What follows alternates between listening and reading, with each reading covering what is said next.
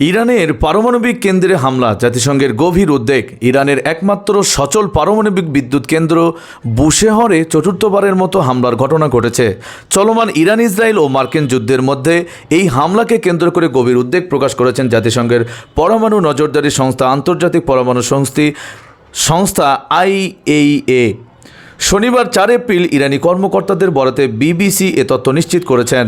ইরানের আণবিক শক্তি সংস্থা জানিয়েছে এই সর্বশেষ হামলায় কেন্দ্রের একজন কর্মচারী নিহত হয়েছেন। তেহরান এই হামলার জন্য সরাসরি মার্কিন যুক্তরাষ্ট্র ও ইসরায়েলকে দায়ী করেছে, যদিও ওয়াশিংটন বা তেল আবিবের পক্ষ থেকে এখন পর্যন্ত এই হামলার দায় স্বীকার করা হয়নি। IAEA এক বিবৃতিতে জানিয়েছে তার হামলার খবর পেয়েছে এবং সাইটটি পর্যবেক্ষণ করছে।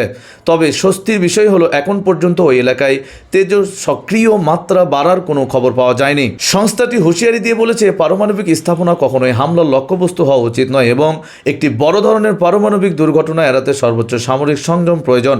মার্কিন প্রেসিডেন্ট ডোনাল্ড ট্রাম্প গত 27 মার্চ ঘোষণা করেছিলেন যে তিনি ইরানের সাথে একটি চুক্তিতে পৌঁছানোর জন্য জ্বালানি কেন্দ্রগুলোতে হামলার 10 দিনের জন্য স্থগিত রাখছেন। তবে শনিবার তিনি তার নিজস্ব social media platform Truth Social ও পুনরায় হুমকি দিয়ে বলেন, যদি পরবর্তী 48 ঘন্টার মধ্যে ইরানে কোনো সমঝোতা না আসে অথবা হরমুজ প্রণালী খুলে দেওয়া না হয়, তবে তাদের উপর নেমে আসবে পারমাণবিক হামলা।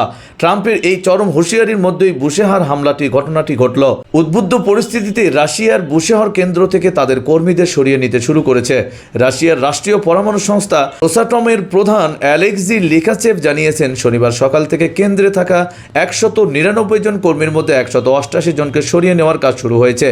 ইরানের পররাষ্ট্রমন্ত্রী আব্বাস আরাকচি সামাজিক যোগাযোগ মাধ্যমে এক বার্তায় পশ্চিমা দেশগুলোকে আক্রমণ করে লিখেছেন, ইউক্রেনের জাপোরিজিয়ায় পারমাণবিক কেন্দ্রের পাশে সংঘাত নিয়ে পশ্চিমাদের অনেক উদ্বেগ দেখা গিয়েছিল, কিন্তু এখন ইসরায়েল যুক্তরাষ্ট্র আমাদের বুশেহর কেন্দ্রে 4 বার বোমা হামলা চালিয়েছে।